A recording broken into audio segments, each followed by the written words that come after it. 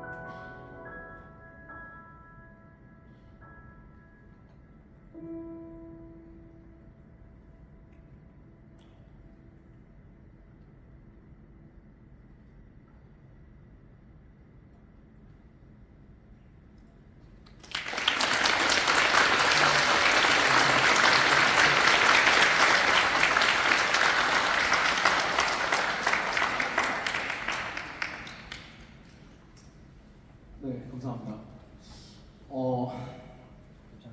제가 사실 무대를 많이 올라와봤는데 마이크를 잡고 해설을 하는 건 처음이거든요. 근데 좋네요. 긴장도 풀리고. 자, 그 두 번째 곡에 대해서 설명을 드릴 건데요. 두 번째 곡은 프레드릭 쇼팽의 폴로네즈 6번이라는 곡입니다. 피아노를 소개를 시켜드릴 때 프레드릭 쇼팽을 빼놓고 얘기를 하는 거는 말이 안 된다고 생각해요. 클래식 피아노계에서 프레드릭 쇼팽보다 더 높은 위상을 가진 작곡가는 없습니다. 제가 단언할 수 있어요. 그리고 전 세계 모든 음악가들에게 물어봤을 때 방금 제 발언에 이견이 없을 거라고 생각을 합니다. 프레드릭 쇼팽은 굉장히 뛰어난 작곡가였고요. 굉장히 뛰어난 피아니스트였습니다. 그래서 본인의 뛰어난 피아노 실력을 바탕으로 피아노로 낼 수 있는 음향적 효과, 음악적 효과, 그리고 테크닉 등을 비약적으로 발전시킨 인물이에요. 그래서 제가 피아노 치는 친구들이랑 농담 삼아서 얘기할 때 쇼팽 이 양반만 아니었어도 우리 인생이 더 편해졌을 것이다 라고 얘기할 정도로 클래식 피아노를 어렵게 만든 주범입니다. 쇼팽의 음악적 캐릭터를 구성하는 요소들 중에서는 여러 요소들이 있는데 그 중에 가장 중요한 요소 중 하나가 바로 애국심인데요. 쇼팽은 폴란드의 작곡가였어요. 근데 그 당시 폴란드는 우리가 일본의 지배를 받았던 것처럼 당시에 러시아의 지배를 받고 있었습니다. 더군다나 쇼팽은 20살 때 폴란드를 떠나서 해외에서 계속 음악 생활을 이어나가게 되는데 죽을 때까지 39살의 나이로 죽을 때까지 단 한 번도 폴란드로 돌아오지 못합니다. 그래서 그런 상황에서 쇼팽이 강한 애국심과 향수를 느끼는 것은 어찌 보면 당연한 일일지도 모르겠네요. 쇼팽은 그런 애국심, 향수 이런 감정들을 바탕으로 많은 곡을 작곡했는데 대표적인 게 마주르카와 폴로네즈입니다. 마주르카와 폴로네즈가 뭐냐면요, 쇼팽의 고국이었던 폴란드의 민속 춤곡이에요. 그래서 마주르카와 폴로네즈 리듬으로 많은 곡을 작곡했는데 그 중에서 가장 유명한 게 오늘 연주될 6번째 폴로네즈, 영웅이라는 별명을 가지고 있습니다. 영웅이라는 별명은 쇼팽 본인이 붙인 건 아니고요. 쇼팽의 연인이었던 조르즈 상드가 이 곡을 처음 듣고 크게 감명받아서 이 곡은 굉장히 영웅적이다, 분위기가 영웅적이다 라고 찬사를 보낸 것에 유래합니다. 그래서 실제로 들어보시면 쇼팽이 굉장히 유약하고 병약한 사람이었거든요. 근데 그런 쇼팽의 이미지와는 맞지 않게 굉장히 힘차고 말 그대로 영웅적인 분위기를 뿜는 곡입니다. 그런 분위기를 바탕으로 전 세계 청중들에게 많은 사랑을 받고 있는 곡이기도 하고요. 제가 살면서 이 곡 싫어하는 사람 못 봤습니다. 저도 굉장히 좋아하는 곡 중에 하나고요. 제가 피아노를 전공하기로 마음먹게 만든 곡이 바로 이 곡입니다. 네, 그러면 쇼팽의 플로렌스 6번 작품번호 53 부제 영웅 들려드리겠습니다.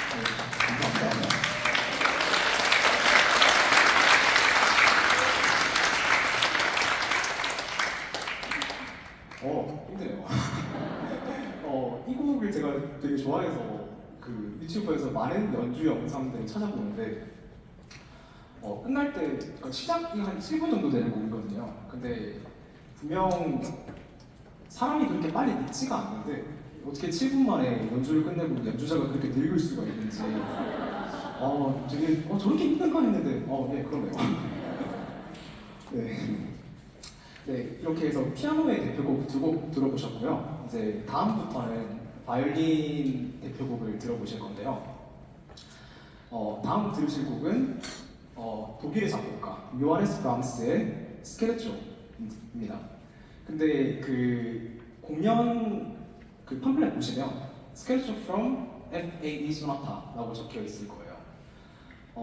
이 곡은 사실 FA 소나타라고 하는 곡의 세 번째 악장입니다. 보통 소나타라고 하면 3개나 4개 정도의 악장으로 구성되어 있는데요. 원래는 작곡가 한 명이서 그 모든 악장을 다 작곡을 합니다. 근데 FA 소나타 같은 경우에는 약간 특별하게 3명의 작곡가가 참여를 했어요. 그러니까 조별 과제죠. 그 1악장을 알버트 디트리라고 하는 사실 현대에 와서는 그렇게 알려지지 않은 작곡가가 작곡을 했고요. 그 두 번째, 네 번째 악장은 로베르트 슈만이라고 하는 작곡가가 작곡을 했는데 그 팜플렛 보시면 인터미션 끝나고 그 쉬는 시간 끝나고 두 번째 R 슈만이라고 적힌 그 작곡가를 발견하실 수 있을 건데 그 사람 맞습니다.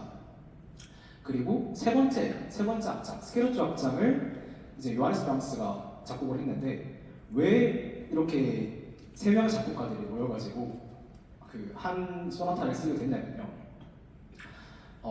그러니까 이 3명은 각자 다 친분이 있었어요. 그리고 이 3명의 친구였던 요세프 요하임이라고 하는 음악가가 있었습니다. 그 음악가에게 선물을 주기 위해서 이렇게 소나타 하나를 작곡을 한 거예요. 그럼 이제 왜 FAE 소나타인가? 왜 제목이 FAE인가? 라고 설명을 드릴 건데 FAE라고 하는 이니셜은 요세프 요하임의 좌우명사 따랐습니다. 요세프 요하임의 좌우명은 자유롭지만 고독하게 독일어로 하면 frei aber einsam 이라고 되는데요. 그러니까 frei F aber A einsam E 이렇게 이니셜을 따서 FAE 소나타라고 이름을 붙이게 된 겁니다. 사실 이 곡은 FA 소나타 전곡은 잘 무대에 올라가지 않아요. 원래 음악가들이 리사이틀, 독주회를 한다면 소나타는 무조건 전악장을 하는데 이 곡 같은 경우에는 1, 2, 4악장이 그렇게 유명하진 않고요. 오늘 연주될 브람스의 스케르초 3악장이 제일 유명해서 그냥 3악장만 따로 돼가지고 많이 연주를 합니다. 이거는 조금 다른 얘기인데요.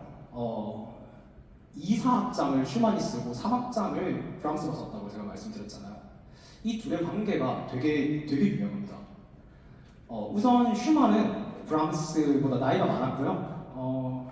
브람스의 재능을 한눈에 알아보고 음악계에 소개를 시키고 브람스의 음악 생활을 이끌어준 멘토였습니다. 그리고 그 보답으로 브람스는 슈만의 아내인 클라라 슈만을 좋아하게 돼요. 갑자기 막 사랑을 전쟁되죠? 그렇게 막 클래식하는 사람들이 고상한 사람들이 아니에요. 네. 한 가지 더 재밌는 점은 그 로베르트 슈만과 그의 아내인 클라라 슈만이 어떻게 결혼을 하게 됐냐면 클라라 슈만이 로베르트 슈만의 스승의 딸이었습니다. 그래서 스승의 가족을 그렇게 눈에 들이는 게 데블린 됐다고 보시면 되고요. 로베르트 슈만은 스승의 딸과 결혼을 했잖아요. 근데 요하네스 브람스는 스승의 아내와 결혼하지 못합니다. 우선 일단 불륜이죠. 일단 도덕적으로도 맞지 않고요. 클라라 슈만이 가정에 굉장히 헌신적이었던 것도 있고요. 현실적으로 클라라 슈만과 요하네스 브람스의 나이 차이는 14살이었습니다. 요하네스 브람스가 연하였어요. 그래서 둘은 그냥 좋은 친구로 남게 됐고요. 그래도 브람스가 클라라 슈만을 굉장히 깊이 사랑해서 브람스는 평생 독신으로 살았습니다. 그리고 로베르트 슈만이 정신병원에서 생을 마감할 때 유언으로 Ich weiß, 나는 알고 있다 라고 하는 짤막한 말만 남기게 되는데 학자들 사이에서는 로렌츠 슈만이 브람스의 클라라 슈만에 대한 마음을 알고 있다라고 그런 뜻으로 그런 유언을 남겼다라고 해석하는 학자들도 있습니다. 조금 딴 길로 해설이 된 것 같은데 뭐 이런 얘기도 재밌잖아요, 사실.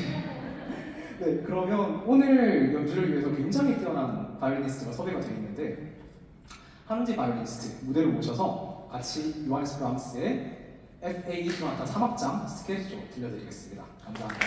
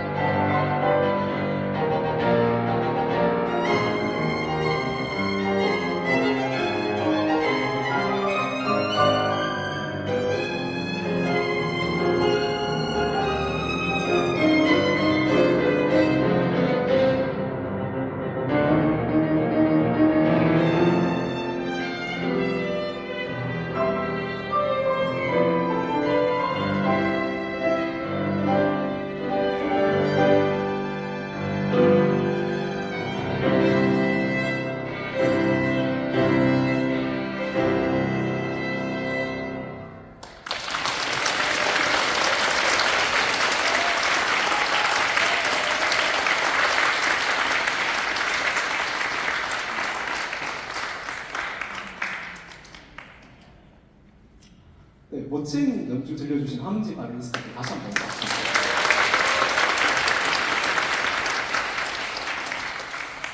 네. 브람스라는 작곡가는 굉장히 소심한 작곡가였어요. 그렇게 막 외향적이지도 않고요. 그래서 곡들을 다 들어보시면 좀 담백한 느낌이 듭니다. 앞서 들으셨던 쇼팽의 화려함과는 조금 다른 결의 그 화려함을 느끼셨을 거예요. 그래서 처음 클래식을 접하시는 분들께는 어떻게 보면 좀 지루한 작곡가일 수 있지만 한번 맛을 들이게 되면 굉장히 매력있는 작곡가입니다. 네, 그 다음 들으실 곡은 미국의 작곡가 윌리엄 볼컴의 Graceful Ghost, 우아한 유령이라는 곡인데요. 사실 이 곡은 클래식이 아니에요. 윌리엄 볼컴은 렉타임이라고 하는 장르를 하는 작곡가였는데, 렉타임이 뭐냐면 재즈가 나오기 전 재즈의 전신이 된 장르라고 생각을 하시면 됩니다. 근데 이제 보수적인 클래식계가 최근 들어서 점점 유하게 바뀌면서 다른 장르의 음악들도 포용을 하게 됐는데, 그에 따라서 많은 연주자들이 윌리엄 볼컴 이런 작곡가들을 자신의 프로그램에 넣기 시작해요. 굉장히 매력이 있는 작곡가고요. 사실 이 곡은 제가 고른 곡이 아니고 하는지 바이올리스트가 저한테 이 곡 어때요? 라고 먼저 제안을 했는데, 혹시 이 곡을 부른 특별한 이유가 있는지.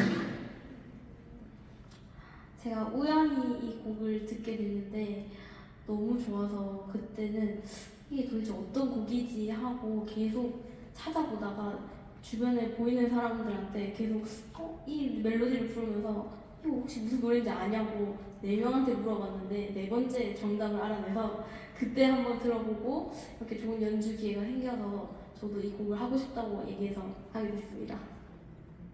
그럼 이 곡 준비할 때 좀 어렵거나 힘들었던 적 있나요? 특별히 어렵거나. 클래식 곡은 악보에 정말 정확하게 써진 대로 그 박자 그대로 하는 게 몇십 년을 해왔었는데, 처음에 저는 이 악보를 보고 이게 내가 듣던 노래랑 이게 리듬이 너무 다른데 이게 어떻게 된 일이지 하면서 피아노 치는 선생님께 이게 좀 너무 어려워가지고 좀 도와주시면 좋겠다 해서 이제 첫 마디부터 마지막 마디까지 박자에 대해서도 많이 공부하게 되고, 그래서 좀 어렵긴 했지만 다양한 장르를 알게 돼서 정말 좋은 시간이었습니다. 감사합니다.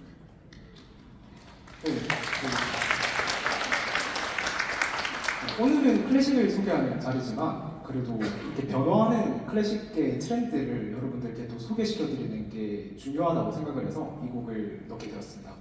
네, 그러면 윌리엄 볼컴의 우아한 유령 들려드리겠습니다. 그럼 이 곡이 끝나고 한 15분 정도의 인터미션, 쉬는 시간이 있을 거예요. 그래서 화장실을 가시고 싶으신 분들은 그 시간을 이용해서 다녀오시고 스트레칭도 한번 하시고 하시면 좋을 것 같습니다. 네, 그러면 우아한 유령 연주하겠습니다.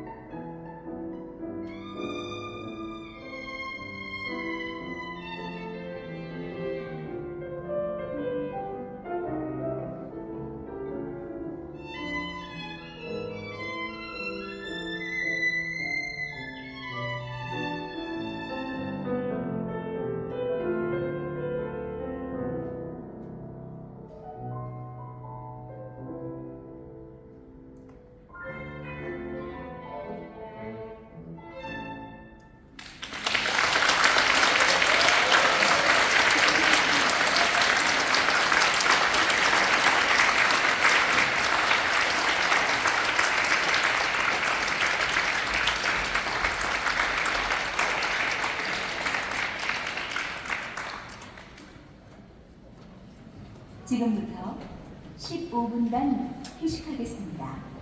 로비로 나가시는 관객께서는 입장권을 소지하시기 바랍니다.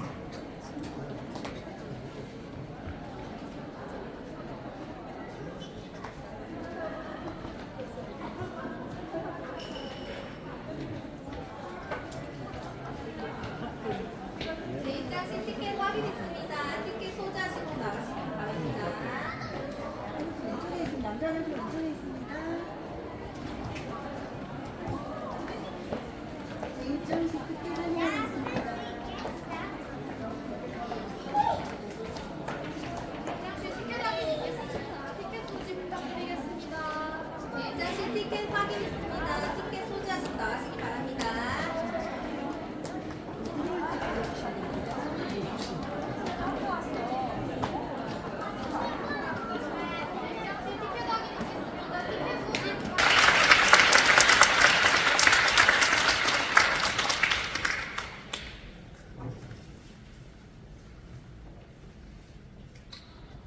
네. 또 만났네요. 잘 쉬고 오셨어요? 인터미션 때?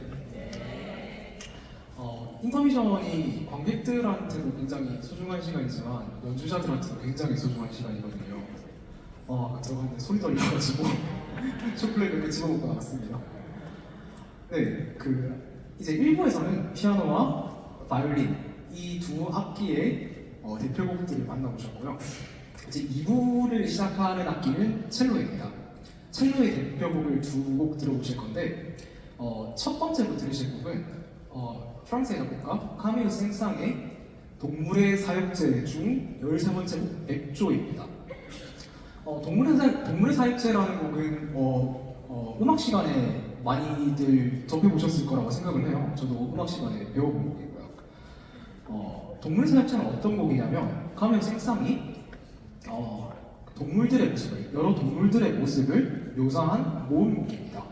그래서 그중 13번째가 백조를 묘사한 곡이고요. 사실 이 곡은 생상이 제비로 쓴 곡이에요. 그런 제비로 썼다는 걸 어떻게 알 수 있냐면 사방곡이 거북인데요. 거북이를 묘사하기 위해서 여러분들이 아시는 캉캉 있잖아요. 그 노래를 굉장히 길게 편곡해서 집어넣었고요. 12번째 곡, 12번째 곡 화석이라는 곡에는 이제 화석이잖아요. 그래서 프랑스의 오래된 동료, 그리고 모차르트의 작은 별, 그리고 심지어 자신이 작곡한 죽음의 무도의 멜로디를 화석에 넣어서 이 곡들은 너무 오래돼서 구닥다리라서 화석이 되어야 마땅하다라고 풍자를 할 정도였습니다. 그리고 이 곡을 쓸 때 사실 생상은 다른 곡을 쓰고 있었어요. 생상의 가장 걸작이라고 불리는 교향곡 3번을 쓰고 있었는데 이제 생상과 계약을 맺은 듀랑 출판사에다가 편지를 보내서 내가 교향곡 3번 써야 되는 거 알고 있는데 이거 동물의 사역제 쓰는 게 너무 재밌다. 어떡하냐? 라고 할 정도였습니다. 원래 일할 때 딴짓하는 게 제일 재밌잖아요. 천재 작곡가도 딱히 다른 건 없나 봅니다. 그런 거 보면. 네, 그래서 생상이 재미로 쓴 곡이기 때문에 당연히 생상은 이 곡을 출판할 생각도 없었습니다. 그리고 출판을 제안받았을 때 내가 죽기 전엔 안 된다 하면서 완강하게 거부했고요. 근데 딱 한 곡만 예외였습니다. 바로 지금 연주될 13번째 곡 백조인데요. 제 생각에는 생상이 이 곡만큼은 진지하게 쓴 것 같아요. 재미로 썼다기에는 너무 곡이 아름답거든요. 그래서 생상이 죽고 나서 생상 작곡가 사후에는 전곡이 출판이 됐고요. 생상이 살아있을 때 살아생전에 출판된 곡은 13번 백조가 유일합니다. 시간이 나실 때 한 20분 정도 되는 곡이거든요, 전곡이. 그러니까 백조는 한 2, 3분 정도 되는 짧은 곡이고 동물의 사역제 전곡은 한 20분 되는 어찌 보면 긴 곡인데 시간 나실 때 한번 찾아서 들어보시면 천재 작곡가가 순수하게 재미를 주고 있을 때 얼마나 매력적인 곡이 나오는지 잘 확인하실 수 있을 거라 생각합니다. 네, 마찬가지로 굉장히 뛰어난 첼리스트가 섭외가 되어 있고요. 네, 장선아 첼리스트 무대로 모셔서 생상의 백조 연주하겠습니다. 감사합니다.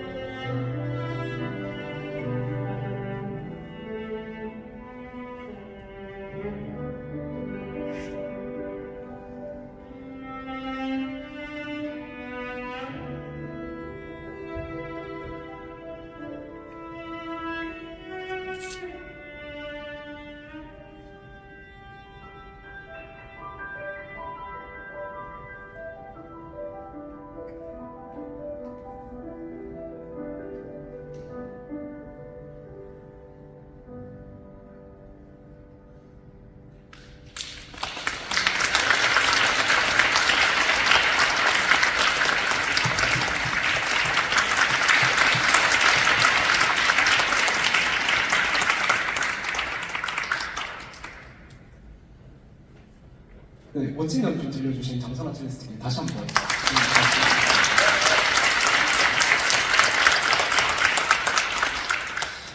네, 이제 두 번째 첼로의 대표곡을 들으실 차례인데요. 두 번째 첼로의 대표곡은 로베르트 슈만, 브람스가 사랑한 여자의 남편이죠. 로베르트 슈만의 판타지 슈티케, 환상수곡집이라는 뜻입니다. 그 중에 세 번째 곡 들려드릴 건데요. 로베르트 슈만에 대해서 조금 설명을 드려야 될 것 같아요. 굉장히 뛰어난 작곡가였고 그만큼 다사다난한 인생을 살다가 작곡가라서요. 로베르트 슈만의 곡은 까다롭기로 유명합니다. 까다로운 이유에는 여러 이유가 있을 텐데요. 첫 번째로 로베르트 슈만은 정신병을 앓고 있었어요. 비유적인 의미의 정신병이 아니고 진짜로 그 양극성 장애가 있었습니다. 조울증이라고 하는 양극성 장애가 있었습니다. 그래서 로베르트 슈만 자신도 이를 인지하고 있었고,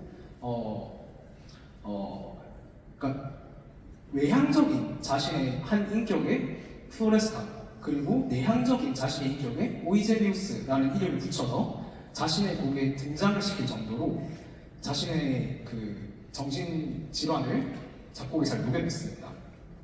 그래서 그런지 오늘 연주할 곡 같은 경우는 조금 덜한 편인데 슈만의 곡들을 들어보시면 분위기가 정말 확확 바뀌는 곡들이 많아요. 그래서 그런 분위기를 표현하기가 굉장히 까다롭고요. 또 다른 이유는 슈만은 작곡가로도 활동을 했지만 음악 평론가로도 활동을 했습니다. 글솜씨가 되게 좋은 사람이었어요. 그래서 그게 자신의 작곡 성향에도 뭐가 나는지 슈만의 곡들을 들어보시면 되게 문학적이라는 생각이 드실 겁니다. 어떤 분위기라든지 곡의 성격이 단편적이지 않고 굉장히 입체적이에요. 그래서 그런 성격들을 표현하는 게 상당히 까다롭습니다. 그래서 많이들 기피하는 작곡가 중 한 명이고요. 그리고 제가 현악기 해본 적이 없는데 혹시 현악기 주자로서 슈만을 연주할 때 어려운 점이 있는지, 또 본인이 졸업 연주 때 슈만의 콘체르토를 연주하셨잖아요. 그 혹시나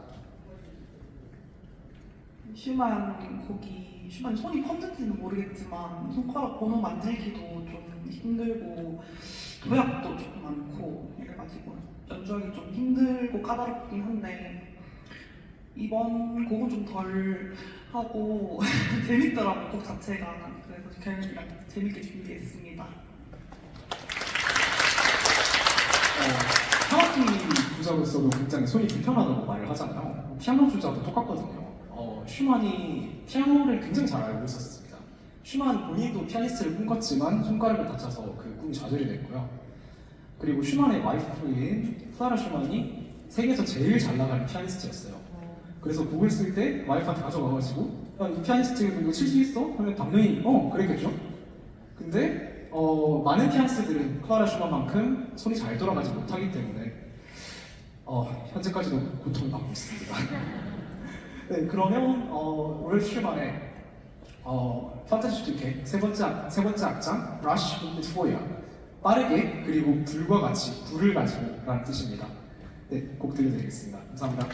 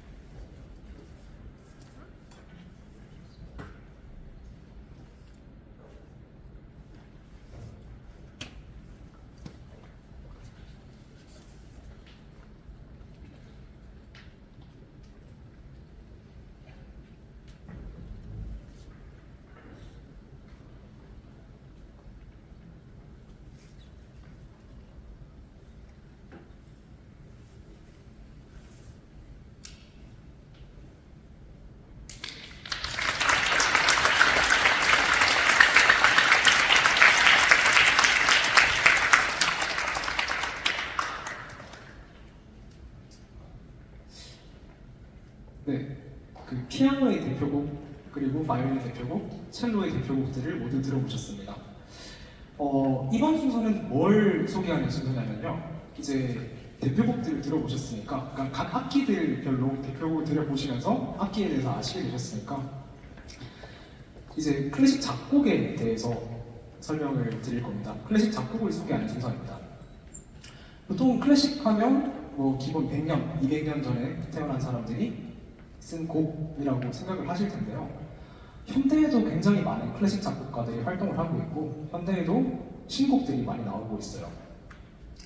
그래서 오늘은 그 신곡 중에서 제 곡을 칠 겁니다.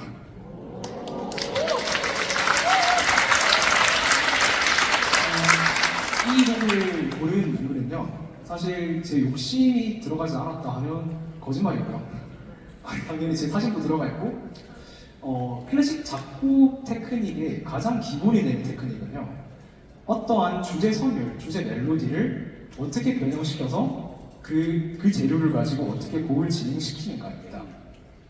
근데 이런 테크닉을 한눈에 보기 위해서는 딱 직관적으로 보기 위해서는 여러분들께서 아시는 멜로디가 나오면 더 보시기 편하겠다 싶어서 그 하랑것의 낡은 시계 동요 있잖아요. 그 곡을 가지고 10분 정도에 되는 곡을 썼습니다.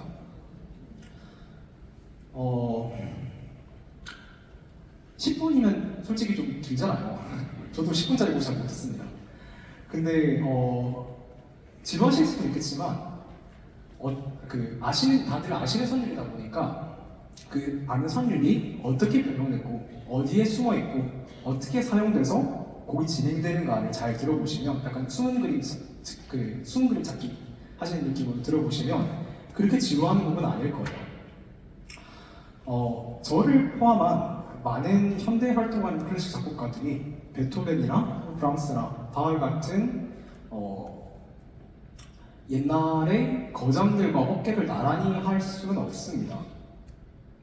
그래도 물론 옛 거장들의 작품들도 좋지만 현대 활동하는 클래식 작곡가들도 굉장히 매력적인 곡들을 많이 내보이고 있거든요. 그래서 가끔씩은 물론 그 브람스나 바흐나 핸델에 미치지 못하겠지만 가끔씩은 현대 활동하는 클래식 작곡가들의 곡에도 귀를 기울여 달라라고 부탁을 드리면서 작곡가 윤경현이 작곡한 할아버지 시계 주제에 의한 환상곡을 피아니스트 윤경현이 연주하겠습니다. 감사합니다.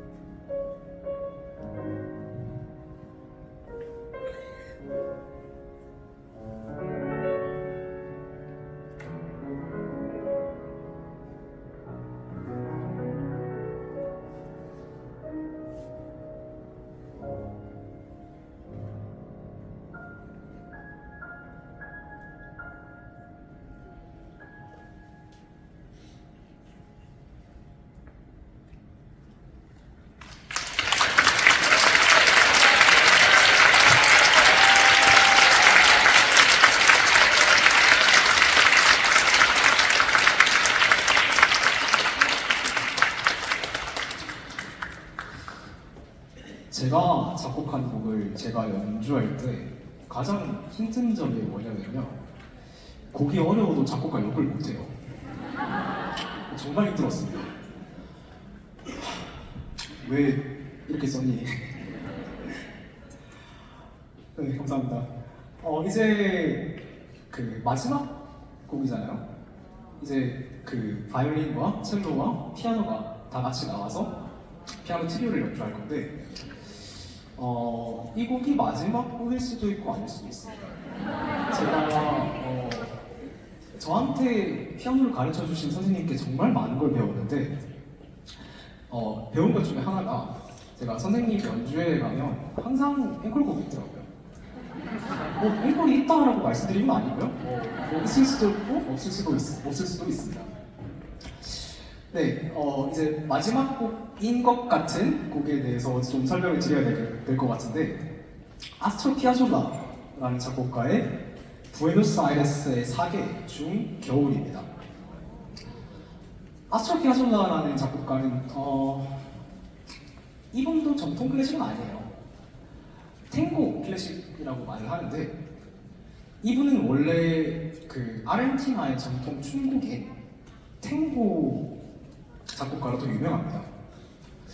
근데 이분은 원래 클래식 작곡가가 되고 싶어 했어요. 그래서 클래식도 많이 썼고요. 탱고는 지금이야 탱고 하면 좀 고급스러운 이미지지만 당시에는 어떤 느낌이었냐면 흔히 말하는 브루스? 약간 그런 느낌이었습니다. 그냥 춤곡이었어요. 그래서 정말 생계를 위해서만 탱고를 작곡했고 자신의 진짜 꿈은 클래식 작곡가였는데 피아졸라가 그 작곡을 하면서 이제 여러 가지 발표를 하잖아요. 근데 그 발표 중 한 번이 프랑스의 전설적인 교육자인 나디아 블랑제라고 하는 작곡 선생님의 눈에 띄어서 블랑제에게 유학을 오라라고 편지를 받게 됩니다. 그래서 기쁜 마음으로 피아졸라는 블랑제에게 가요. 왜냐하면 블랑제는 전설적인 정말 말 그대로 전설적인 작곡가들을 많이 배출해낸 교사였거든요. 근데 피아졸라의 곡을 쭉 듣더니 블랑제가 하는 말이 다 좋은데 소울이 없다. 네 소울이 없는 것 같다. 혹시나 네가 다른 장르의 곡을 작곡한 게 있냐? 라고 피아졸라에게 질문을 합니다. 피아졸라는 처음엔 잡아떼다가 계속 나디아 블랑제가 추궁을 하니까 이제 자신이 작곡한 탱고를 블랑제에게 들려주게 되는데 블랑제가 이게 너의 음악이다. 이게 피아졸라의 음악이다. 이 음악을 계속 밀고 나가라 라고 조언을 합니다. 그렇게 해서 피아졸라는 나디아 블랑제에게 배운 엄격하게 배운 클래식 작곡과 그리고 자신의 고국인 아르헨티나의 전통 민속 춤곡인 탱고를 잘 결합해서 피아졸라만의 스타일을 만들어내게 됩니다. 오늘 연주될 곡은 피아졸라의 사계라고 말씀을 드렸잖아요. 부에노스아이레스의 사계. 이 곡은 비발디나 차이콥스키의 사계랑은 느낌이 완전 달라요. 정말 다릅니다. 그래서 혹시나 비발디의 사계를 들어보신 분들 중에서 느낌이 비슷하겠거니라고 기대하신 분들은 신선한 충격을 받으실 수도 있는 곡이라고 생각을 합니다. 네, 그러면 앞서서 정말 멋진 연주 보여주셨던 한웅재 바이올리니스트와 장선아 첼리스트 모두 무대로 모셔서 피아졸라의 사계 중 겨울 들려드리겠습니다. 감사합니다.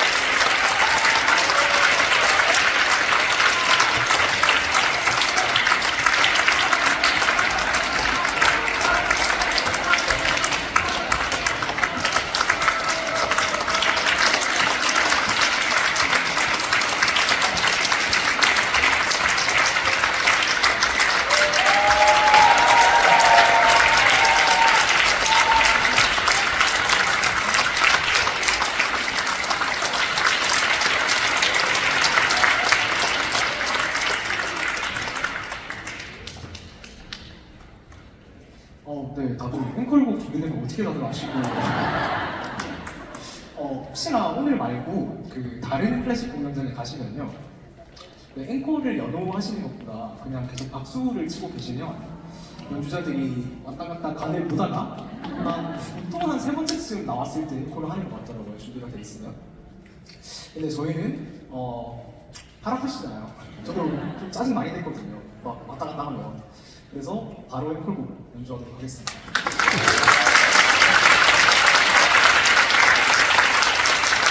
네, 그 마지막 곡이었던 부에노스아이레스의 사계 중 겨우 이 피아졸라의 작품이었잖아요. 그래서 앵콜도 피아졸라의 곡으로 준비를 했습니다. 아마 다들 아실 거예요. 피아졸라의 걸작 중 걸작입니다.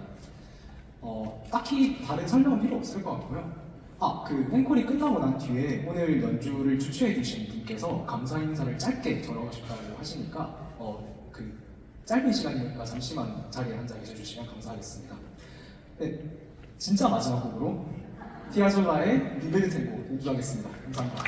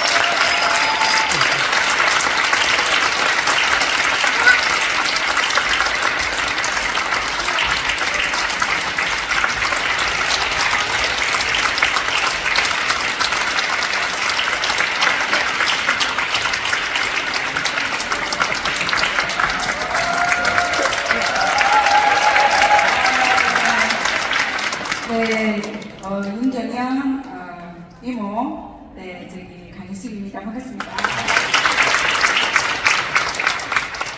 네, 오늘 어떻게 너무 좋은 시간 되셨나요? 네, 감사합니다. 제가 이렇게 우리 현이 이모로서 어릴 때부터 현이가 자기 꿈을 향해서 이렇게 두부에 같이 이렇게 가고 있는 모습을 보면서 이모로서 제가 항상 꿈꿔왔었어요. 이런 자리를. 그래서 한번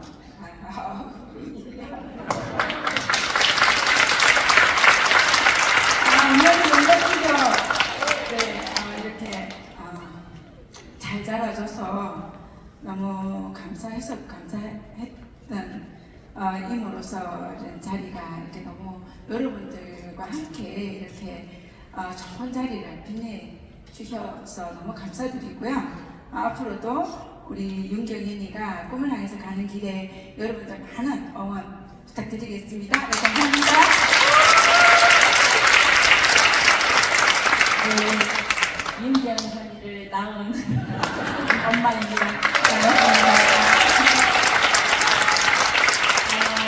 정말 꿈만 같은 시간을 저는 오늘 선물 받은 것 같습니다. 그리고 또 이렇게 같이 기획해준 저희 언니에게도 너무 감사하다는 이야기를 전하고 싶고요. 너무 감동이네요. 이제부터 제가 뽕짝을 좋아하는 뽕짝 감성의 엄마가 우리 아들을 담을 수가 없을 것 같습니다. 그래서 이제부터 저 아들은 제 아들이 아닌 걸로 오늘부터 이제 정말 마음 편하게 놔줘야 되겠다라는 생각을 이 공연을 보면서 느낄 수가 있었고요. 항상 이 시간들이 올 때까지 정말 많은 분들의 응원과 사랑, 정말 그런 부분들에 대한 보답을 어떻게 해드릴까라고 고민을 했었을 때 진짜 우리 아이가 잘 성장하고 그리고 또 이런 자리를 만들어서 많은 분들께 정말 여러분들의 응원 덕에 이렇게 잘 성장했노라고 보여드리고 싶었습니다. 그날이 오늘이네요. 감사합니다.